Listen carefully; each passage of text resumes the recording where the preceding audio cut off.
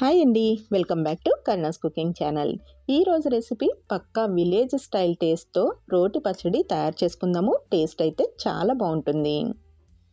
వీడియోలో చూపించిన విధంగా కరెక్ట్గా చేసినట్టయితే మన ఇంట్లో రోలు లేకపోయినా మిక్సీ జార్లో గ్రైండ్ చేసుకున్నా కానీ పర్ఫెక్ట్ టేస్ట్ వస్తుంది.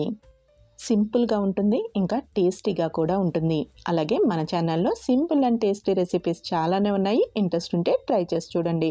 అలాగే ఫస్ట్ టైం చూస్తున్నట్టయితే సబ్స్క్రైబ్ చేసుకోవడం మర్చిపోకండి. దోసకాయ కాల్చి చేసుకునే రోటి పచ్చడి, లేదంటే దోసకాయ బజ్జీ అంటారు. ఈ పచ్చడి తయారు చేయడానికి ఒక దోసకాయ తీసుకునేటప్పుడు బాగా గట్టిగా ఉన్న దోసకాయ తీసుకోవాలి. మనకి గట్టిగా ఉంటేనే దోసకాయ పప్పులోకి కానీ పచ్చడిలోకి కానీ పర్ఫెక్ట్గా ఉంటుంది. దోసకాయని కడిగి శుభ్రం చేసుకున్న తర్వాత ఇలా ముచ్చుక దగ్గర కొంచెం కట్ చేసుకుని టేస్ట్ చూడాలి. చేదుగా ఉంటే మనకి ఈ దోసకాయ పనిచేయదు. దోసకాయ చేదు లేకుండా పుల్ల పుల్లగా ఉంటే దోసకాయ పచ్చడికి పర్ఫెక్ట్గా ఉంటుంది.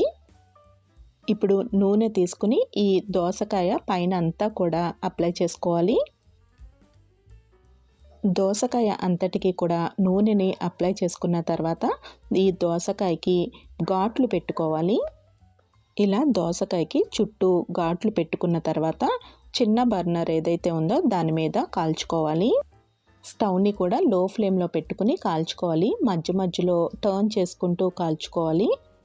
చిన్న బర్నరు ఇంకా స్టవ్ని లో ఫ్లేమ్లో పెట్టుకుని కాల్చుకోవడం వల్ల లోపలంతా కూడా దోసకాయ చక్కగా ఉడికిపోతుంది. దోసకాయ నున్నగా ఉంటుంది కదండి, అందుకని కొంచెం కాలి మెత్తపడేంత వరకు మనకి ఇలా టర్న్ చేయడం కొంచెం ఇబ్బందిగా ఉంటుంది. కొంచెం కాలిన తర్వాత మనకి ఇలా టర్న్ చేయడానికి ఈజీ అవుతుంది. ఇలా మొత్తం అంతా కాల్చుకున్న తర్వాత స్టవ్ ఆఫ్ చేసేసుకుని అలానే ఉంచేయాలి. మనకి కొంచెం సేపటికి చల్లారుతుంది. దోసకాయ చల్లారేలోపు పోపుని కూడా రెడీ చేసేసుకుందాము. స్టవ్ మీద బాండీ పెట్టి 3 టీ స్పూన్ల వరకు నూనె వేసి వేడి చేసుకోవాలి. నూనె కాగిన తర్వాత 1/2 టీ స్పూన్ జీలకర్ర, 1 టీ స్పూన్ ఆవాలు, ఇంకా 1/2 టీ స్పూను మెంతులు, 1 టేబుల్ స్పూను పొట్టు మినపప్పు వేసుకోవాలి. పొట్టు మినపప్పు లేదు అంటే మామూలు మినపగుళ్ళైనా మినపప్పు అయినా వేసుకోవచ్చు. గరిటతో కలుపుకుంటూ పోపుని వేయించుకోవాలి. మెంతులు ఇంకా ఆవాలు మినపబద్దులు వేసాం కదండి, కమ్మటి వాసన వస్తుంది. అప్పుడు ఎండుమిరపకాయలు ఇంకా కరివేపాకు కూడా వేసుకుని స్టవ్ ఆఫ్ చేసేసుకుని వేయించుకోవాలి. ఎండుమిరపకాయలు ఒక 4 వరకు వేసుకుంటే సరిపోతాయి. ప్యాన్కి ఉన్న వేడికి ఎండుమిరపకాయలు కరివేపాకు కూడా వేగిపోతాయి. బాండి కొంచెం చల్లారే వరకు పోపుని ఇలా గరిటతో కలుపుకుంటూ వేయించుకుంటూనే ఉండాలి. పచ్చళ్ళలోకి పోపు అయితే రెడీ అయిపోయింది. ఇప్పుడు దోసకాయ కూడా చల్లారిపోయిందేమో చూసుకుందాము. దోసకాయ చల్లారిపోయిందండి. ఇప్పుడు పైన ఉన్న ఈ నల్లటి పొట్టు అంతా కూడా తీసేసుకోవాలి. ఈ నల్లటి పొట్టు అంతా కూడా ఈజీగానే వచ్చేస్తుందండి. ఈ పచ్చడి ఫ్లేవర్ అంతా కూడా ఈ కాల్చిన ఆ ఫ్లేవర్ స్మోకీ ఫ్లేవర్లోనే ఉంటుంది. మనకి మధ్య మధ్యలో ఈ నల్లటి పొట్టు ఉన్నా కానీ పర్లేదండి, మనకి స్మోకీ ఫ్లేవర్తో పచ్చడి బాగుంటుంది. ఈ పచ్చడి టేస్ట్ అంతా కూడా స్మోకీ ఫ్లేవర్లోనే ఉంటుంది కాబట్టి మధ్య మధ్యలో ఇలా నల్లటి పొట్టు ఉండిపోయినా కానీ బాగానే ఉంటుంది. ఇప్పుడు కాయని చిదిపి పైన కొద్దిగా పసుపు వేసి పక్కన ఉంచుకోవాలి. ఇలా చిదుపుకోవచ్చు, లేదంటే చిన్న చిన్న ముక్కల కింద కట్ చేసుకోవచ్చు. ఇలా చిదిపిన దాంట్లోకి ఒక 1/2 టీ స్పూన్ వరకు పసుపు వేసుకుని కలుపుకుని పక్కన ఉంచుకోవాలి.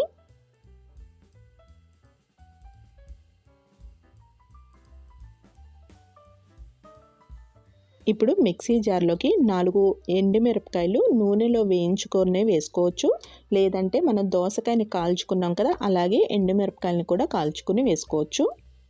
ఇంకా 1 టీ స్పూన్ వరకు కల్లుప్పు వేసుకోండి. రోటి పచ్చళ్ళకి ఎప్పుడు కూడా కల్లుప్పు అయితే బాగుంటుంది. ఒకవేళ కల్లుప్పు లేదు అంటే మామూలు సాల్ట్ వేసుకోవచ్చు. ఇంకా ఒక చిన్న నిమ్మకాయ సైజు చింతపండుని నీళ్ళల్లో ఒక 10 నిమిషాలు నానబెట్టుకుని ఆ చింతపండుని మాత్రమే వేసుకోవాలి. అవసరమైతే దాంట్లో ఉన్న కొన్ని నీళ్లు వేసుకోవచ్చు. గ్రైండ్ చేసుకున్నప్పుడు అవసరం పడితే ఆ నీళ్లు వేసుకుని గ్రైండ్ చేసుకోవాలి. ఇలా బరకగా గ్రైండ్ చేసుకున్న తర్వాత దీనిలోకి ఒక 3 పచ్చిమిరపకాయలని వేసుకుని మళ్ళీ గ్రైండ్ చేసుకోవాలి. దోసకాయ పుల్లగా ఉంటుంది, ఇంకా మనం చింతపండు కూడా వేసాం కాబట్టి కొంచెం కారం ఎక్కువే పడుతుంది.